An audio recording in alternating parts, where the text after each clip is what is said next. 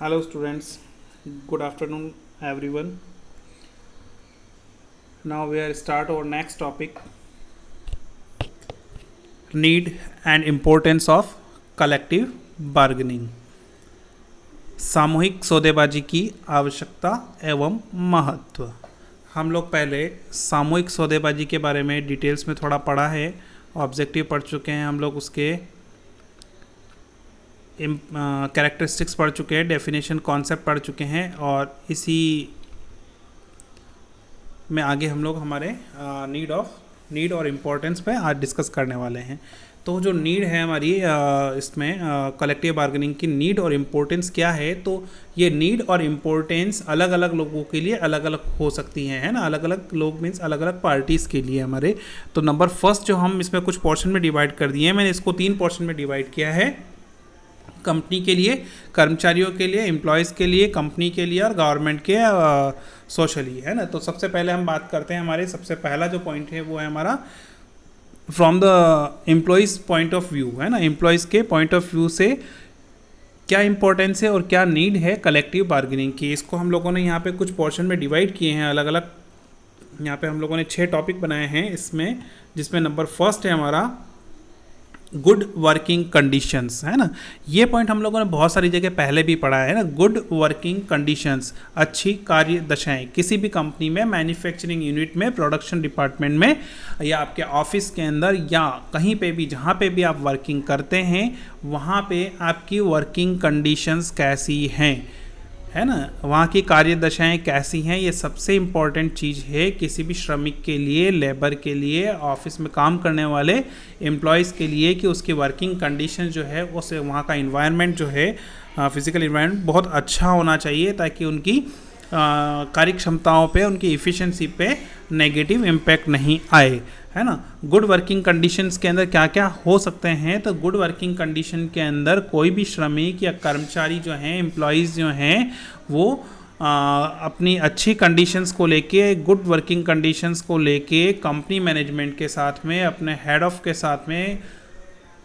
Collective bargaining कर सकते हैं, सामूहिक सौदेबाजी कर सकते हैं, है ना। वे वहाँ के जो एम्प्लॉयज़ हैं, वहाँ के वो एम्प्लॉयज़ वहाँ के जो काम करने का जो एरिया, हमारा स्थान जो है, प्लेस जो है, उस प्लेस के रिगार्डिंग बात कर सकते हैं कि वो साफ़ सुथरा होना चाहिए, नीट एंड क्लीन होना चाहिए, है ना। वहाँ पे हवा आने जाने का वेंटिलेशन वगैरह अच्छे से होना चाहिए, धूप व रोशनी वगैरह के हिसाब से भी चीज़ें होनी चाहिए। वहाँ पे कैंटीन होनी चाहिए, है ना। वहाँ पे रेस्ट रूम होना चाहिए, अगर किसी की तबीयत ख़राब है या कुछ प्रॉब्लम्स वगैरह है, या अगर बीच में गैप भी आता है जो हमारे वर्किंग को लेके, कोई लंच टाइम वगैरह है, तो वो वहाँ पे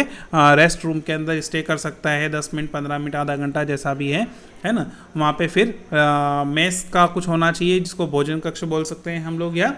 जहाँ पे बैठ के वो लोग अपना लंच कर सकें। तो इस तरीके का एरिया उनको अलग से प्रोवाइड किया जाना चाहिए। बहुत सारी महिलाएं, है ना, जो फीमेल्स हैं, वो भी वर्कर हैं, तो उनके साथ में क्या है कि अगर किसी फीमेल वर्कर के कोई छोटा बच्चा है, 6 महीने का है, 8 महीने का है, 1 साल का है,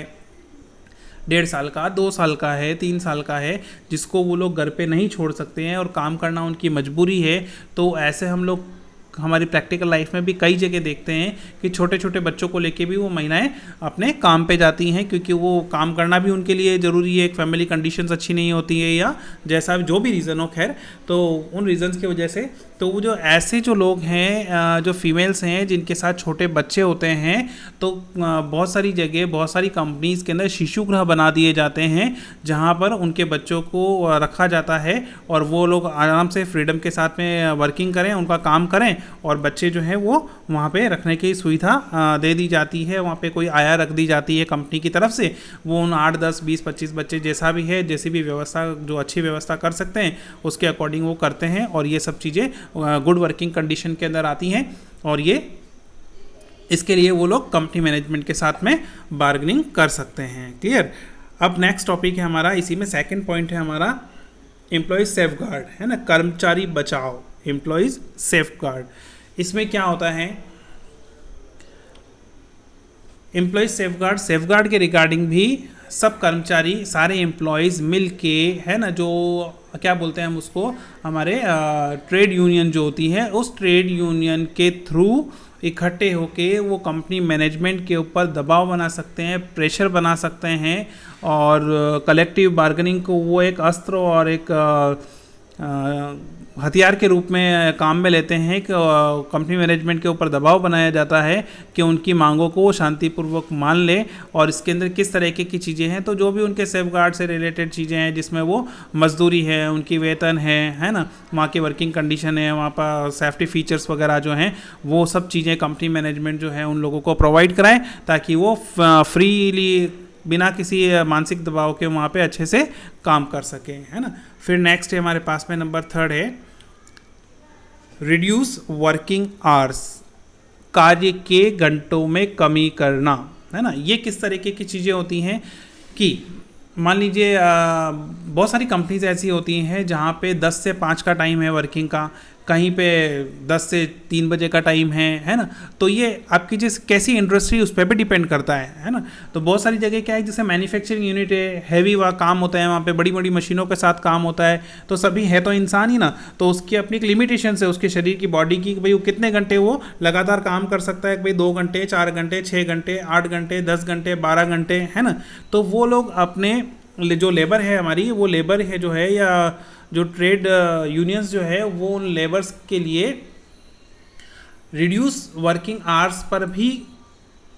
कलेक्टिव बार्गेनिंग कर सकते हैं, जाके बार्गेनिंग कर सकते हैं कि इनके काम के घंटे जो हैं, वर्किंग के आवर्स जो हैं वो कम कर दिए जाएं, है ना। कितने कर दिए जाएं, तो भाई 12 घंटे की ड्यूटीज़ होती है तो उसको कम करके आप 8 घंटे की कर सकते हो, 6 घंटे की कर सकते हो, है ना।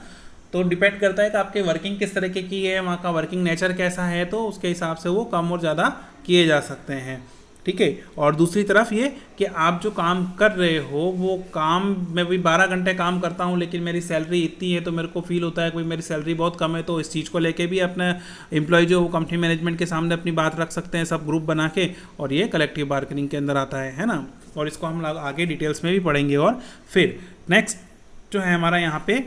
हैंडसम सैलरी, अच्छा वेतन, है ना। कंपनी मैनेजमेंट से सारे एम्प्लॉयज़ इकट्ठे होकर जाके कंपनी मैनेजमेंट से ये बात कर सकते हैं कि उनको वेतन अच्छा मिले, है ना। अच्छे मिलने का मतलब है कि अगर एक फैमिली में हस्बैंड वाइफ है, उसके पेरेंट्स है, उसके 2 बच्चे हैं, है ना, वो अगर रेंट पे रहता है तो एक मिनिमम स्टैंडर्ड लाइफ जीने के लिए, एक नॉर्मल उसका जीवन स्तर बनाए रखने के लिए और मेंटेन करने के लिए, भाई दोनों टाइम खाना खा सके, अच्छा खाना खा सके, उसके बच्चे एक अच्छे स्कूल में पढ़ सकें, पहनने के लिए कपड़े हों, हॉस्पिटल वगैरह के लिए अगर कोई इमरजेंसी हो तो उसके लिए भी मैं को सैलरी में से कुछ पोर्शन में बचा लूँ, 2%, 5%, 10% अमाउंट। तो इस तरीके से टू टोटल करके अगर मैं देखूँ भाई मेरी सैलरी इतनी होनी चाहिए, तो वो एम्प्लॉय क्या है, तो उस सैलरी के लिए वो उनके सामने अपनी बात रख सकता है कि साहब मेरे को जो अमाउंट मिलता है वो तो थोड़ा कम है, आप अपनी तरफ से एक हर पर्सन का जो है मिनिमम इतना सैलरी होनी चाहिए, वेजेस होना चाहिए। साथ में ये भी डिमांड कर सकते हैं कि वो हमको सैलरी के साथ थोड़ा बोनस भी मिल जाए, तो वार त्योहार जो आते हैं हर दीपावली में बोनस मिल जाएगा, 10,000 का, 5,000 का, 20,000 का, जैसा भी है वो कंपनी की पॉलिसीज़ हैं या इंडस्ट्री वाइज जो है डिफरेंस आता है, वो सब चीज़ें उस पर डिपेंड करती है। फिर आता है प्रॉफिट शेयरिंग का भी वो डिमांड कर सकते हैं अपनी तरफ से। प्रॉफिट शेयरिंग के अंदर क्या है, लाभ भागीता बोलते हैं उसको, लाभ भागीता प्रॉफिट शेयरिंग। उसमें क्या है कि कंपनी के एम्प्लॉयज़ जो हैं वो अपनी तरफ से ये बात रख सकते हैं कंपनी मैनेजमेंट के सामने कि हम लोग बहुत अच्छी और ईमानदारी से और दिल लगा के काम कर रहे हैं, और कंपनी को अगर बहुत अच्छा प्रॉफिट हो रहा है, और कंपनी अगर जो है इतने अमाउंट का प्रॉफिट होता है कंपनी को, और अगर कंपनी जो है इससे ज़्यादा कोई प्रॉफिट अर्न करती है, तो उस ऊपर वाला जो प्रॉफिट है, जो एक्स्ट्रा या एडिशनल जो अमाउंट एक्सेस प्रॉफिट जो है, उस प्रॉफिट में से कंपनी जो है अपने एम्प्लॉयज़ को 50%, 25% पैसा जो है वो प्रॉफिट शेयरिंग के रूप में उनको डिवाइड करके दे,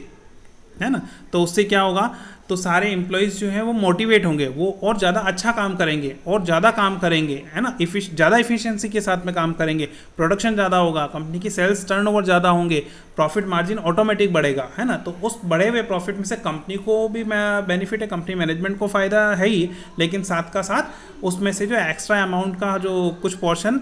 एम्प्लॉयज़ को मिलने वाला है, तो उस चीज़ से वो मोटिवेट होके और वो अच्छे से वर्किंग करते हैं, है ना। फिर नेक्स्ट टॉपिक है हमारा, या नेक्स्ट जो पॉइंट है हमारा वो है सोशल सिक्योरिटीज़, सामाजिक सुरक्षा। ये क्या होती हैं ये तो हमने बहुत सारी जगह पढ़ रखा है इन चीज़ों को, तो है ना। सोशल सिक्योरिटीज़ क्या होती है, तो कोई भी कंपनी मैनेजमेंट अपने यहाँ पर जो कर्मचारी हैं काम कर रहे हैं उन लोगों के लिए सोशल सिक्योरिटीज़ भी रखता है। फॉर एग्जांपल बीमा, है ना, इंश्योरेंस। अगर सभी कंपनी वाले आजकल तो रूल्स हैं कि भाई सभी कंपनीज जो हैं अपने एम्प्लॉयज़ का एक मिनिमम अमाउंट का या एक फिक्स अमाउंट का जो है वो इंश्योरेंस करा के रखती हैं। अगर कल को कुछ होता है, किसी के साथ कोई दुर्घटना हो जाती है या उसकी डेथ हो जाती है या वो जीवन भर के लिए अपाहिज हो जाता है, तो वो बीमा के रूप में उसको एक अच्छा अमाउंट दे दिया जाता है, जिससे कि उसको आगे का जीवन जीने के लिए थोड़ा ईजी हो जाता है ना। और साथ में इसी तरीके से भविष्य निधि का है, पीएफ वगैरह का है, ये सारी सुविधाएं जो है, ग्रेजुइटी का है, ये सभी चीज़ें सोशल सिक्योरिटीज़ के अंदर आती है और कंपनी मैनेजमेंट उनको सबको प्रोवाइड करता है। तो इसके लिए वो लोग डिस्कस कर सकते हैं,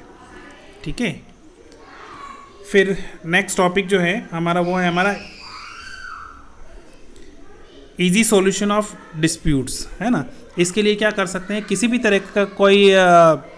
विवाद है ना उनके आपस में कंपनी मैनेजमेंट में और एम्प्लॉयज़ के अंदर, तो वो लोग क्या करते हैं, तो वो लोग आपस में डिस्कस कर सकते हैं, उन सॉल्यूशंस को बहुत इजीली सॉल्व करें। इस तरीके की चीज़ें जो हैं वो सेल बना दी जाती है, जिससे उनको आगे जाके कोई प्रॉब्लम्स नहीं हो और कोई न्यायालय नहीं जाना पड़े, उनको किसी भी तरीके का श्रमिकों को, एम्प्लॉयज़ को कोर्ट की शरण नहीं लेनी पड़े, और वो कंपनी की बात डिस्प्यूट जो है वो कंपनी के अंदर ही मैनेजमेंट लेवल पर ही पूरी तरीके से ख़त्म कर दी जाए, उनका सॉल्यूशन कर दिया जाए। तो ये सारी चीज़ें हमारे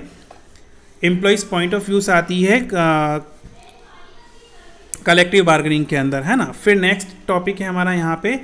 from management point of view, जिसको हम हमारे नेक्स्ट वीडियो के अंदर, नेक्स्ट क्लास के अंदर डिस्कस करते हैं। अभी तक के लिए तो आप लोग इसको तैयार करें, और इसमें किसी भी तरह की कोई प्रॉब्लम्स हो, अगर कोई चीज़ें आपको कोई पॉइंट्स नहीं समझ में आ रहे हो, तो वो आप लोग मेरे को मैसेज कर दें, व्हाट्सअप कर दें, मैं आप लोगों को प्रोवाइड कर दूंगा। और इनके जो डिटेल नोट्स हैं हिंदी मीडियम के और इंग्लिश मीडियम वाले दोनों, मैं आपको अलग अलग प्रोवाइड कर दूँगा तैयार करके, ठीक है। Okay, thank you.